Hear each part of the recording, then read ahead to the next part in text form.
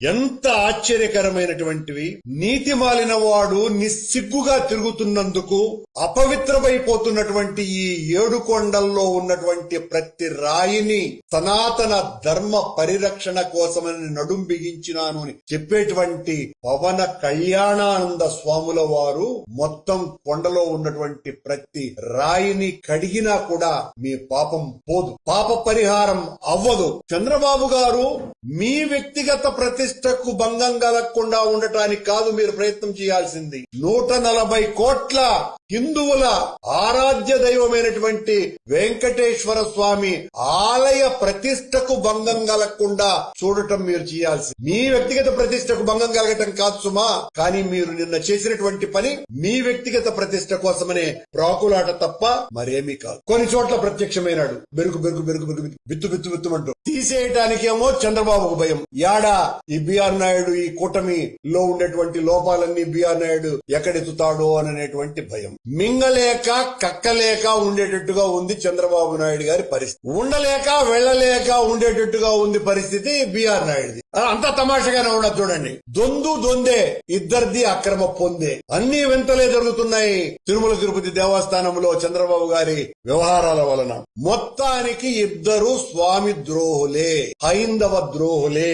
ఆర్తితో తెలియజేసినటువంటి ఆ హైందవ బ్రాహ్మణ మహిళ ఆర్తనాదము గాలిలో కలిసిపోయి ఆవిడ గోడును పట్టించుకోకుండా పచ్చి ఉమనైజర్ అని ఆవిడ ప్రకటించినప్పటికీ కూడా గౌరవ ముఖ్యమంత్రి చంద్రబాబు నాయుడు గారు బిఆర్ నాయుడు గారిని టిటిడి అధ్యక్షునిగా నియమించటం వలన చంద్రబాబు నాయుడు గారే పాప పంకిలమైపోయినారు. ఆయననే శుద్ధి చేయాల్సినటువంటి అవసరం వచ్చింది. చంద్రబాబు నాయుడు గారు వెంకటేశ్వర స్వామికి చేసినటువంటి తప్పుకు పుష్కరిణిలో పుష్కర కాలం మునిగినా కూడా ఆ పాపం పోనంతగా నిన్న తిరుమల పవిత్రతను కాపాడటానికి అని ఆయన పెద్ద బీరాలు పలికి దాని మీద పెద్ద సమీక్షా సమావేశం కూడా నిర్వహించినారు చంద్రబాబు నాయుడు. కానీ పాప పంకిలమైన కల్మష స్వభావుడైన బిఆర్ నాయుడు గారు కొన్ని చోట్ల చంద్రబాబు గారితో అంటకాగి ఉన్నాడు. ఎంత దారుణం!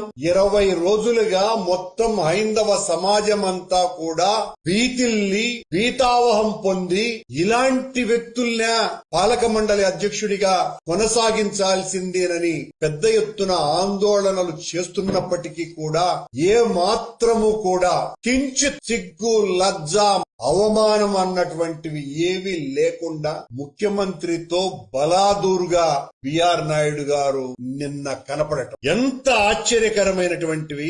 నీతి మాలిన వాడు నిస్సిగ్గుగా తిరుగుతున్నందుకు అపవిత్రమైపోతున్నటువంటి ఈ 7 కొండల్లో ఉన్నటువంటి ప్రతి రాయిని సనాతన ధర్మ పరిరక్షణ కోసమని నడుం బిగించినాను అని చెప్పేటువంటి పవన కళ్యాణానంద స్వాముల వారు మొత్తం కొండలో ఉన్నటువంటి ప్రతి రాయిని కడిగినా కూడా మీ పాపం పోదు, పాప పరిహారం అవ్వదు. ఇంత దుర్మార్గంగా ఇంత అన్యాయంగా మీరు రాకముందే బిఆర్ నాయుడు గారిని తీసివేస్తారు అని మొత్తం హిందూ సమాజం అంతా భావించారు. కానీ మీరు ఆ పని చెయ్యకపోగా మీతో పాటు భయంగా మీ వెనకాతల దాంకొని గుంట నక్కలాగా కలుగులో ఉన్నటువంటి ఎలుకలాగా తిరుగుతున్నాడు బిఆర్ నాయుడు. జనం ముందుకు రావాలంటే భయం, ఇంట్లో ఉండాలంటే బిడియం. ఇది బిఆర్ నాయుడు గారి పరిస్థితి. చంద్రబాబు గారి పరిస్థితి ఏంది?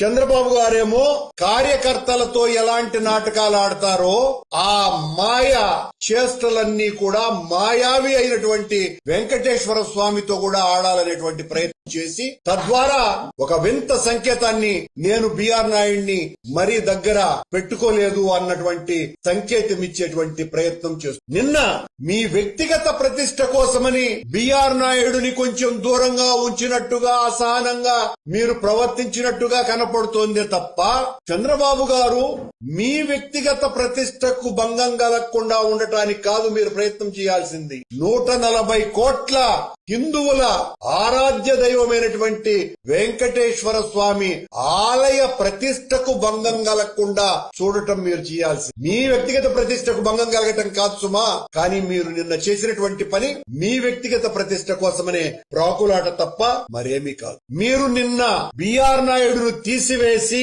దానితో దేవాలయ ప్రతిష్టను ఇనుమడింపజేసేటువంటి కార్యక్రమానికి పూనుకొని ఉంటే అర్థవంతంగా ఉండేది. కానీ మీరు అలా చేయల.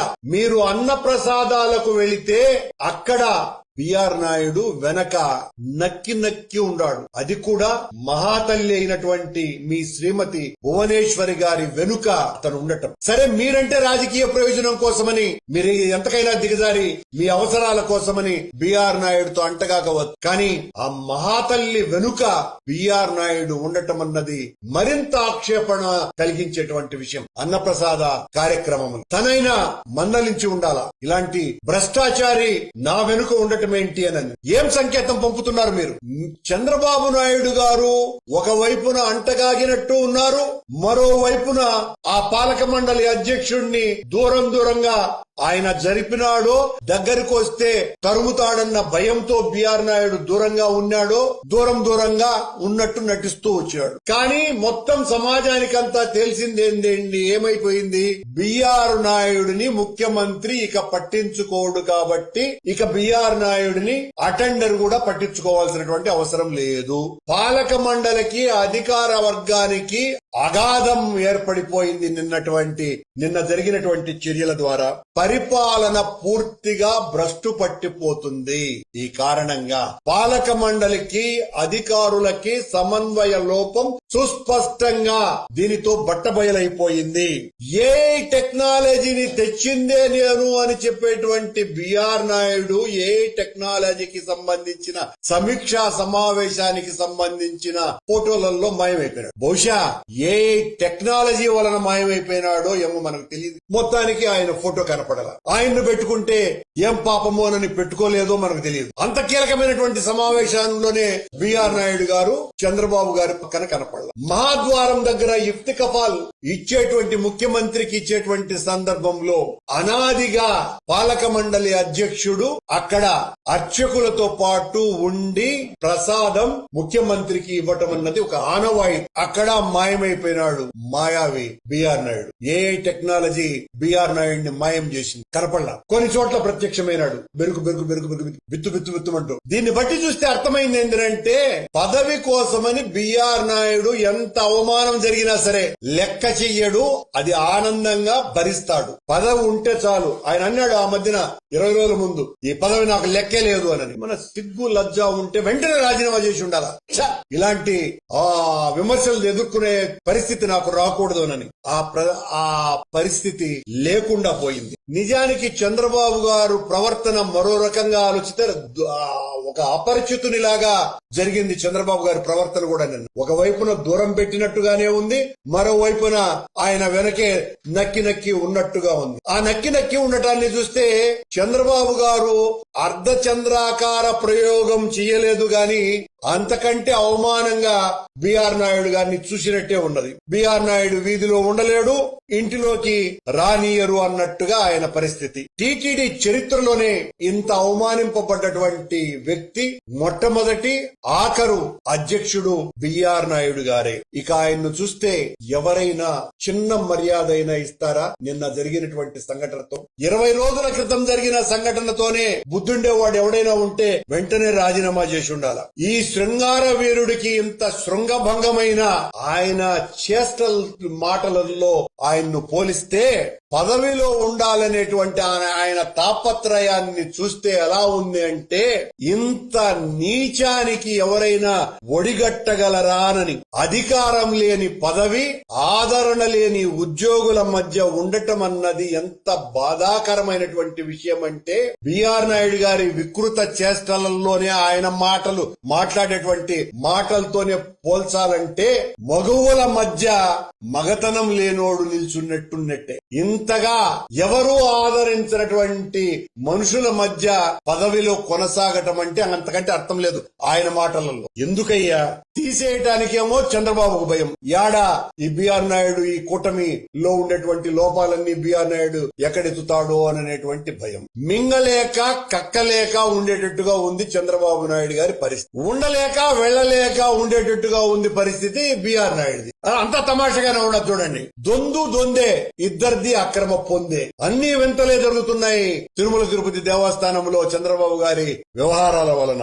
మొత్తానికి ఇద్దరు స్వామి ద్రోహులే, హైందవ ద్రోహులే. కళంకితుడని తెలిసి కూడా ఒక సోదరిమణి అంత దీనంగా ఉత్తరం రాసిన చంద్రబాబు నాయుడు గారు ఇంత కళంకితుడికి పదవి ఇచ్చినారు. అసమర్థుడనని అర్థమయ్యాక కూడా బిఆర్ నాయుడు అధ్యక్ష స్థానాన్ని అంటు కూర్చునే ఉన్నాడు. నేను తొలగను అని మనల్ని బెదిరిస్తాడు. నేనెందుకు పోతాను రా, మేమేదో ఆయన్ను గట్టిగా ఒత్తిడి పెడుతున్నట్టుగా ఉంటే అసహ్యం అని చెప్తున్నాం. ఇలాంటి ఉన్నతమైనటువంటి పదవిలో ఇలాంటి వికృత విలాస విశృంఖల చేష్టలు చేసేటువంటి వాళ్ళు ఉండటం అప్రాచ్యమనే చెప్తున్నాం. వీళ్ళ స్వామిని రక్షించేది, వీళ్ళ హైందవ ప్రాభవాన్ని విశ్వవ్యాప్తం చేసేదేనని హిందూ సమాజానికంతా కూడా తెలియజేస్తుంది. ఇంత దారుణం. ఇంకా ఆశ్చర్యకరమైన విషయం ఏంటంటే ఈ బిఆర్ నాయుడు గారి కొడుకు జూబ్లీ హిల్స్ ఎన్నికలలో, సొసైటీ ఎన్నికలలో పోటీ చేస్తున్నాడు. ఏప్రిల్ 5వ తారీఖున ఎన్నికలు. బిఆర్ నాయుడు బహుశా అందుకేమన్నా కొనసాగుతున్నాడా ఇంకా అనేటువంటి ఒక అనుమానం ఆ జూబ్లీ హిల్స్ సొసైటీలో ఉన్నటువంటి వాళ్ళకందరికీ వస్తున్నది. ఆ జూబ్లీ హిల్స్ సొసైటీలో ఉన్న వాళ్ళకందరికీ కూడా ఓటు హక్కు ఉండే వాళ్ళకంతా కూడా కుటుంబాలతో సహా దర్శనాలు చేయిస్తున్నాడంట, విఐపి దర్శనాలు. గత 15 రోజులుగా ఇదే తతంగం జరుగుతోంది అని మాకు వచ్చినటువంటి సమాచారం. నిన్న FSSAI టెక్నాలజీ సంబంధించిన ల్యాబ్ ను ముఖ్యమంత్రి గారు ఓపెన్, ఆ ల్యాబ్ ను ఇన్వైట్ చేసింది నేను అధ్యక్షునిగా ఉన్నప్పుడు ఎగ్జిక్యూటివ్ ఆఫీసర్ గా ఉన్న ధర్మారి కమలవర్ధన్ రావు అనేటువంటి IAS ఆఫీసర్ FSSAI ఆఫీసర్ ను పిలిపించి మా ల్యాబ్ లో ఆధునీకరణ చేయాల్సినటువంటి అవసరం ఉన్నది, నాణ్యతను పరీక్షించటానికి మేలైన రీతిలో మీరు అత్యంత నాణ్యత కలిగినటువంటి ల్యాబ్ ను ఏర్పాటు చేయాలని ఒప్పందం నేను పాలక మండలి అధ్యక్షునిగా ఉన్నప్పుడు మా నాయకుడు జగన్మోహన్ రెడ్డి గారు ఇచ్చినటువంటి ఆదేశానుసారం ఎగ్జిక్యూటివ్ ఆఫీసర్ నేను అమలు పరచటం జరిగింది. 30 కోట్ల రూపాయలు దానికి ఖర్చు అవుతాయి. టీటీడీకి డబ్బులున్నాయి కదా, మీరు ఆ డబ్బులు భరిస్తే మేము ఇస్తాము అని చెప్తే, మేము ల్యాబ్ ను పెడతామని చెప్తే, అలా కాదు మీకు కేంద్ర ప్రభుత్వం నిధులు ఇస్తాయి కదా, కాబట్టి కేంద్ర ప్రభుత్వ నిధులతోనే, ఆ నిధులతో మీకు ఇచ్చిన నిధులతోనే ఆ ల్యాబ్ ను ఏర్పాటు చేయండి అని ఆ ఒప్పందం కుదుర్చుకున్నదే మేము. దాన్ని ఈ రోజున పూర్తి చేసి, మేము అధికారం ఆ తర్వాత మాకు లేదు కాబట్టి పూర్తి చేసి అత్యంత నాణ్యమైనటువంటి ల్యాబ్ ను తీసుకొని వచ్చేసినాం. మేమే దీన్ని కనిపెట్టినాం, మేమే ఆవిష్కరించినాం. ఇలాంటి కళ్ళబుల్లి మాటల నిజం ఎంత అంటే దానికి పునాది వైఎస్ జగన్మోహన్ రెడ్డి గారు వేశారు. ఇక్కడ ఎవరో మాకు వైఎస్ఆర్ కాంగ్రెస్ పార్టీకి అనుకూలంగా ఉన్నటువంటి అధికారిని మార్చినామోనని నిన్న ఒక అధికారిని మార్చినాడు. ఈ ల్యాబ్ కు సంబంధించి గత 4 నెలలుగా అత్యంత ఎక్కువగా కష్టపడి ఆ కేంద్ర ప్రభుత్వంతో అంటే FSSAI తో మంతనాలు జరిపి అత్యంత బాగా చేసినటువంటి IAS ఆఫీసర్ ని ట్రాన్స్ఫర్ చేయటం వెనుక ఒక కుట్ర దాగి ఉన్నది. ఆ కుట్ర ఏంట్రా అంటే అతనేదో మాతో కలిసి ఉన్నాడని కాదు, అతని పేరు నిన్న వేసినటువంటి శిలాఫలకంలో వెయ్యకూడదనని చంద్రబాబు గారు రాకముందే అతన్ని తొలగించినారు. ఇది అసలు విషయం. ఇలా చెప్పుకుపోతే 1 కాదు 2 కాదు, చంద్రబాబు గారు బిఆర్ నాయుడు గారిని మీరు కొనసాగించటం అన్నది అత్యంత హేయమైనటువంటి విషయం. అలాంటి నికృష్ట అప్రాచ్య చేష్టలు చేసి హైందవ సమాజానికి నష్టం కలిగించినటువంటి వ్యక్తులను ఉపేక్షించకూడదు. మీరు అతన్ని తీయకుండా దేవాలయ ప్రతిష్ట కాపాడతాను చేస్తాను అని చెబితే అంతకంటే దారుణం మరొకటి లేదు. దేవాలయ ప్రతిష్ట మంట గలిపినటువంటి వ్యక్తిని నియమించాలా అని నిర్ణయం తీసుకున్నటువంటి మీరే దేవాలయ ప్రతిష్ట మంట గలపటాన్ని ప్రారంభించినారు అని అనుకోవాలి. అంత పని మీరు చేశారు. ఇప్పటికీ ఆ బిఆర్ నాయుడు గారికి తెలివి వచ్చేటువంటి అవకాశం లేదు. మీరు తీయరు మీ అవసరాలు, కానీ హిందూ సమాజం అంతా మిమ్మల్ని తీవ్రంగా నిరసిస్తూనే ఉంటుందని తెలియదు.